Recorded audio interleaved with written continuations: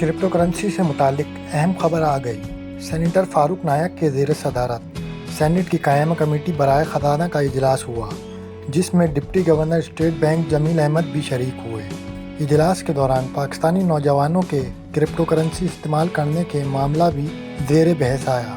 Deputy governor state bank نے اجلاس میں بتایا کہ کرپٹو کرنسی پر پابندی نہیں لگائی، اس کے لیے آگاہی شروع کی ہے اور بینکس کو کرپٹو کرنسی کا کاروبار کرنے سے روکا گیا ہے۔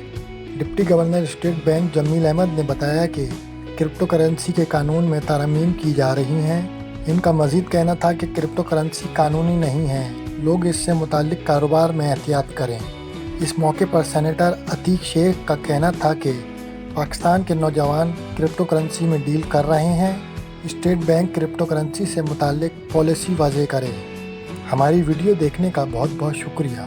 آپ کو ہماری ویڈیو پسند آئی ہے تو ویڈیو ضرور لائک کریں اور دوستوں سے زیادہ شیئر کریں۔